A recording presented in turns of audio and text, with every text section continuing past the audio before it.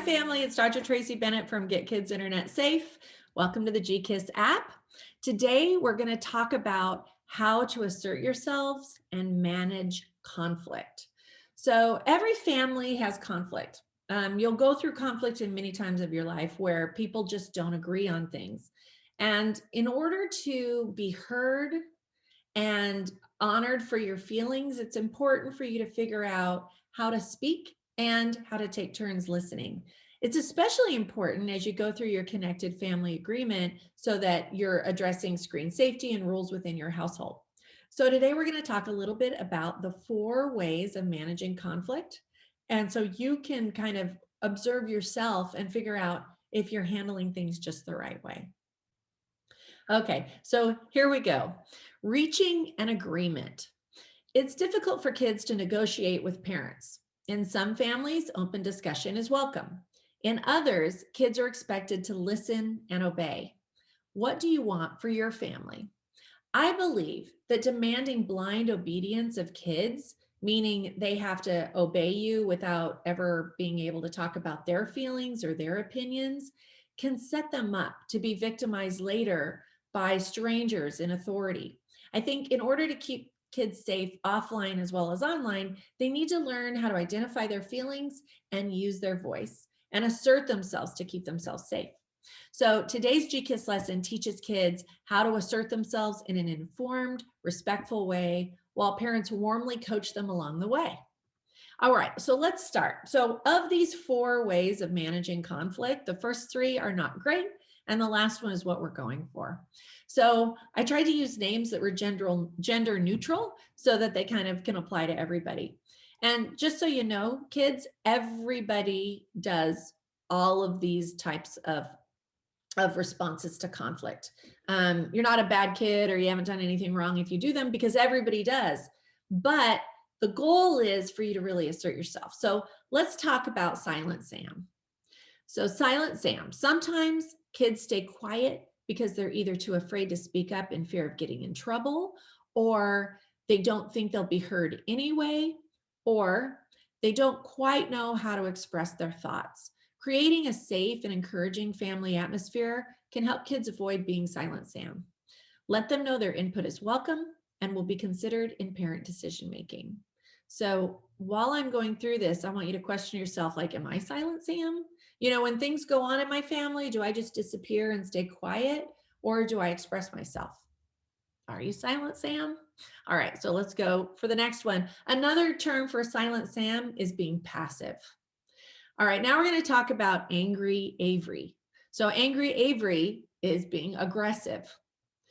Other times, kids have a hard time controlling their emotions when discussing something important to them. Using mood management skills like 6-second tummy breathing, which you're going to learn today, and taking a timeout helps with Angry Avery. Making sure everybody gets equal time to speak without interruption is also helpful. So what does that mean? Have you been aggressive as a kid? Like when you're talking to your parents about things, do you call names? Do you raise your voice? Do you freak out? Do you have a tantrum? That's being Angry Avery. And you want to avoid that because that makes aggression, or that makes the conflict get worse because of aggression. Simmering Sawyer. Now, this is a really tricky one. We also call this being passive aggressive. So Simmering Sawyer stays silent during the discussion and gets back at everyone later by doing things like refusing to speak or sneaking things or talking unkindly behind everybody's back. This can happen when a kid feels dismissed or unheard.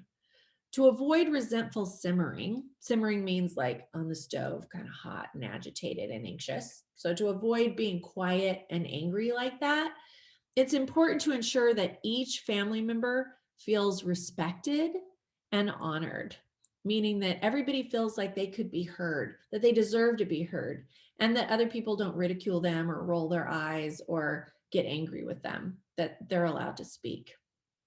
Now, finally, we want Confident Carter. Confident Carter is being assertive. Confident Carter means speaking your position with confidence, and it's the goal of every safe negotiation. So emotion management skills come into play here as well. 6-second belly breathing. Parents who invite opinions and gently challenge assertions raise strong, confident kids adept at problem solving. The best family rules result from a give and take in a fair negotiation. Child age, personality, and past behavior has to be considered, of course, but to encourage kids to be confident Carter, discussion leaders must require kindness, accountability, meaning like you take responsibility for your own choices in that negotiation, and patience for each participant in order to have that good outcome. All right, so hopefully that makes sense to you. You have those 4 responses to conflict, and I gave you an infographic download, both with teen terminology and with kid terminology, so you can print that up and put it in your book of tools. Now for the family exercise, I gave you a private link to my YouTube channel to teach 6-second exhales, also called tummy breathing. It's my favorite tool. I have used it my entire life. I especially use it when I'm in a challenging situation. Like sometimes, you know, if I'm in the presence of somebody who's angry or something's happening that I don't like, or I'm tempted to talk instead of listen, I'll do this 6-second breathing exercise, and it keeps me present and anchored and listening, and keeps me from being passive, passive aggressive, or aggressive. So anyway, I hope that's helped, and I'll see you guys next week. Take care.